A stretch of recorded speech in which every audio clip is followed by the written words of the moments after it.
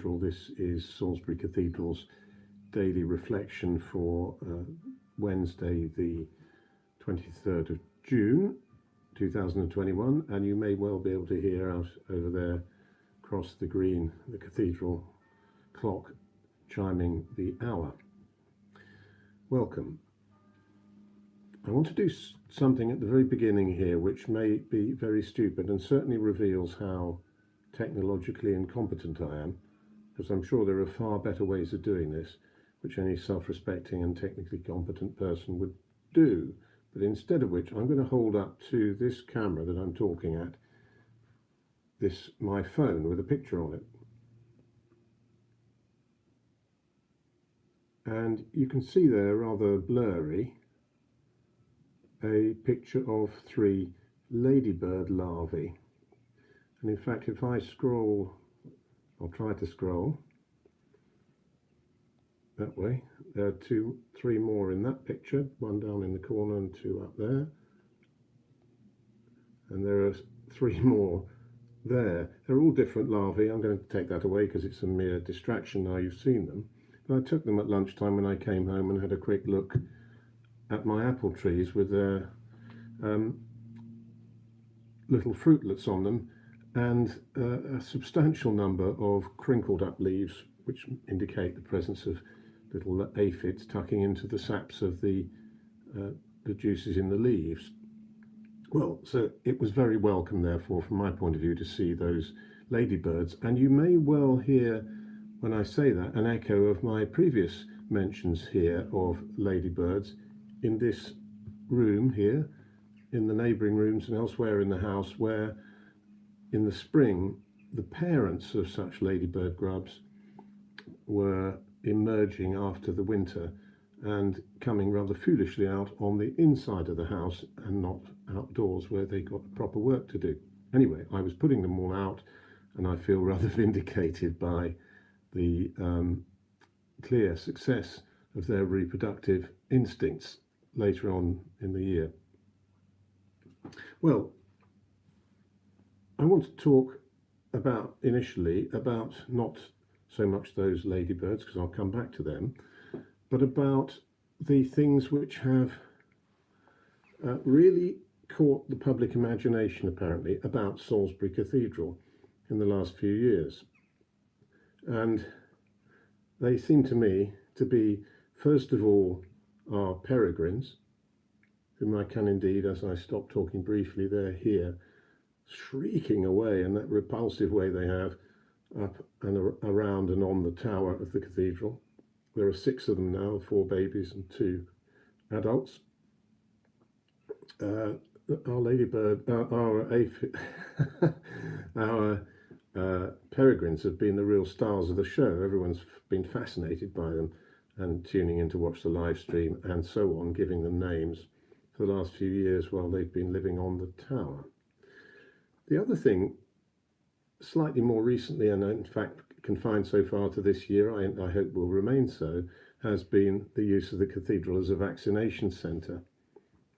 Earlier this week I saw a number of friends I hadn't seen for over a year, all living elsewhere from Salisbury, and without exception, when I spoke to them separately, what they knew about Salisbury Cathedral was that we'd have been a vaccination centre and that people had played the organ here. And as you probably have already heard many times, this news travelled all around, not just this country, but all around the world too. Interesting, those 2 stories, aren't they? The vaccination centre story, and in particular the musical background that was provided here by our 2 wonderful organists, did give a particular dimension which really caught not just the eye of the media looking for a story, but of the people who followed that story and remember it now a few months later. The story is a really life-enhancing one, because it's a story emerging at a time when we were all living in a rather grim confinement in the winter stuck indoors, stuck in our own homes, unable to go out and participate in the common life of our society, unable to go to church, with a cathedral that was essentially a dead space because of all of that. And we were able to use it for a process which promised, through its eventual success, a new dawn of being able to socialize again, being able to resume most aspects of normal life when enough people had been vaccinated and free of the threat of this ghastly illness. Well, what made that doubly positive and life enhancing was not just that promise of better health and better public health, but also the artistic beauty and loveliness of organ music, music of any kind, which we were so denied by the performing arts taken away from us at the same time. That chance of some soothing and beautiful musical accompaniment to this practical process of vaccination. Well, that's the positive, but if I may say so, the negative is those formerly fluffy little chicks up there on the tower of the cathedral, who are, of course, a wonderful achievement of their parents and a great testimony to the works department who've gone to great lengths along with other people to bring those birds here to live and to find a home and to reproduce successfully several years, one after another. Well, these birds are, of course, in their way, beautiful but vicious predators. They are not at all life-enhancing. If you're a passing blackbird or pigeon or something else that they can easily catch, kill, and eat or feed in earlier days to their offspring. And that, of course, is the same as these ladybirds of mine. Those larvae I showed you photographs of taken just this lunchtime are very busy tucking into those aphids. I'm delighted at that, of course, but it's not a happy business if you're an aphid any more than it's a happy business to be around peregrines if you're a victim potentially of them. These things, these rather beautiful insects and birds, are also a horrible threat,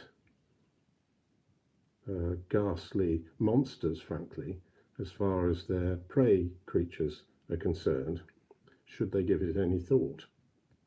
It's all a reminder how interlocked life is, and that a lot of that life is really very cruel. There's not a lot of sentiment to be found in nature. There's a phrase that leaps to mind when these kind of reflections come into my head, and that is probably one that you're very familiar with. It's from Tennyson's huge poem In Memoriam.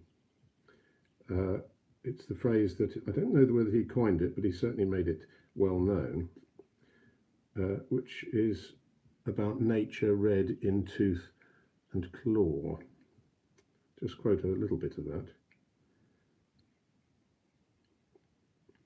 Man, her last work, who seemed so fair, such splendid purpose in his eyes, who rolled the psalm to wintry skies, who built him fanes of fruitless prayer, who trusted God, was love indeed, and love creation's final law. Though nature, red in tooth and claw, with ravin shrieked against his creed,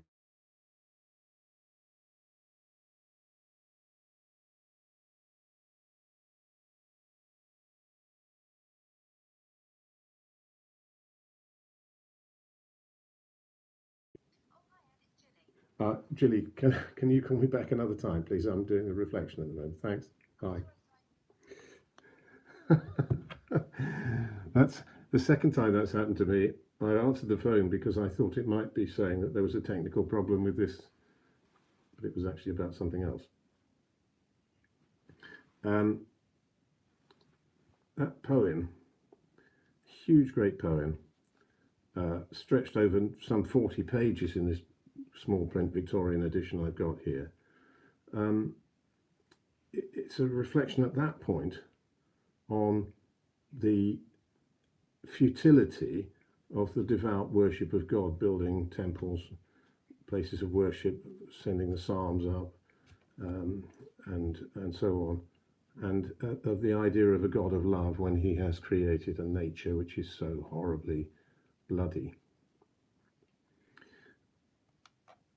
Life is complicated, locked together, mutually dependent, and it doesn't abide by the rules of human behavior and civilization. It's not civil one with another. Creatures live off each other, whether we like it or not, and most of us don't much like it. Now, the truth is, of course, that we are part of all this, and we have, in our own ways, no doubt we have eaten meat. We do eat meat. We eat many other things that are taken from other creatures around us. We are, in our own ways, also exploiters, destroyers of what's around us. We are, in our own cases, red in tooth and claw. We just have to accept that. We also have learned so much in recent years about how we have caused destruction through our mindlessness, our silliness, really, in intervening in nature. Now, that, I suspect, was nothing much in Tennyson's mind as he wrote these many stanzas. I think there's over 130 in this huge poem, as he reflected on the grief he felt on losing his dearest friend, Arthur Hallam, as it's called, in memoriam AHH. His focus in that long reflection on his grief was were the things of his time, things like the emerging theories about human evolution, natural selection, man's place in nature, as he might have said, at the stages of thought that they were going through in that early Victorian period, and on the place of faith, Christian faith, into which he was born and in which, in various ways, he lived. These were the conundrums faced by the Victorian era, and he was very much an exemplar of those things and an expresser of those things. Well, Victorian poetry may not be your bag. It's not entirely mine either. But the questions which are raised and addressed at great length by Tennyson in that poem arose out of experience, grief, loss in that case, and of observation, what was going on around him in the world, in nature, in thought, life and death, big and small, puzzling, hard to sum up, always something to be wrestled with. This was what Tennyson was about. This is what, in a much lesser way, I and my colleagues are doing as we offer these reflections. It's something we need to be doing, all of us, you and I, constantly. We need to consider our place and the place of life around us against the things of God and against the developing currents of life.